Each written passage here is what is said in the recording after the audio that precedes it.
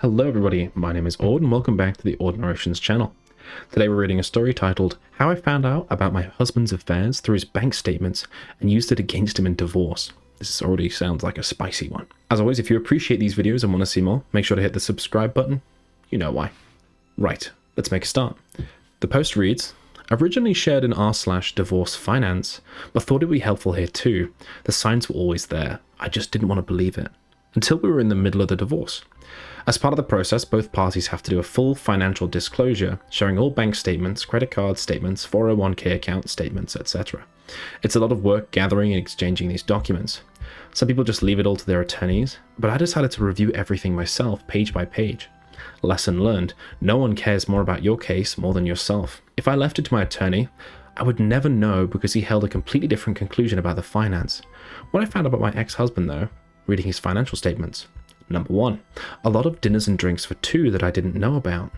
I saw an increase in dining and entertainment on his credit card in the months leading to the divorce, so I researched all the restaurant names and looked at their menus. The amounts he paid were the amounts for two people. He was careful about it by spreading the expenses through several credit cards. If I didn't look closely, the total amount of increase was not too obvious. He dated around. He was testing the water. Number 2. He started a long-distance relationship with a woman a month later, right around the time he initiated the divorce.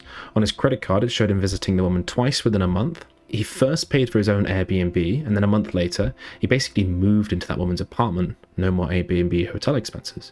He paid for all of the woman's groceries and paid for all of their dining out expenses. Location shown on the credit card statement. After living with the woman for about 2 months, he had to move back due to return to office policy. He got fancy bachelor's pad, whose rent doubled the housing costs he contributed when we were married. He continued to see his long-distance girlfriend and visited her every other week. Now you probably think he's the breadwinner and the moneyed spouse given his lifestyle. Well, in the divorce, he was asking me for alimony, assets and attorney fees. And here comes the plot twist. Number 1, his side business took off during the pandemic, right around the time he started dating around. He never told me about that. He thought I wouldn't pay attention, because he distributed what he earned by 1, paying off his pre-marital debt, 2, buying expensive electronics like MacBooks and a drone camera. This way his monthly statement looked like he was breaking even with no revenue growth. Number 2, he then tried to reroute the excessive savings to a Bitcoin account. He thought I wouldn't trace each transfer.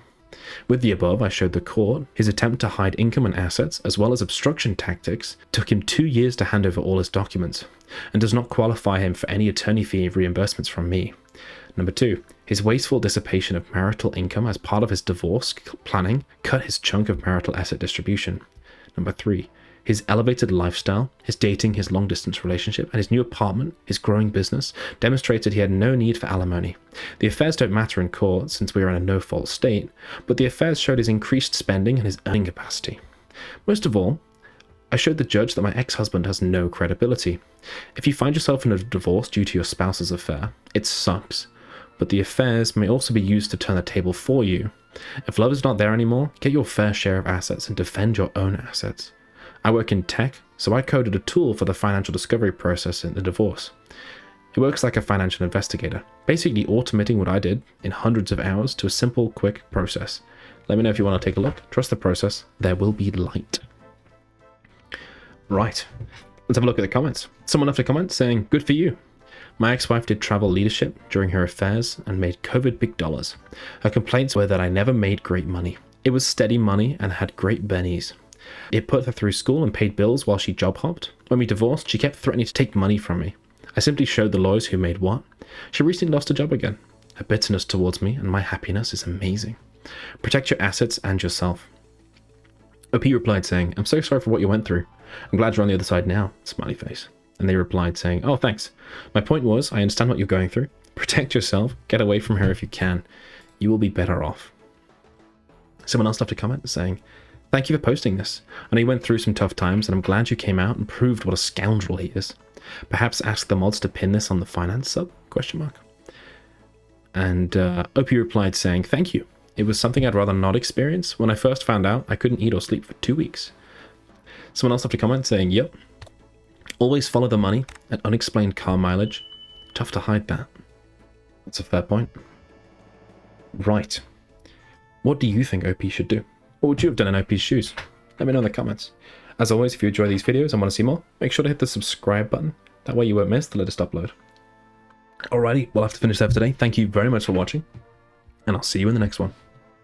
Bye-bye.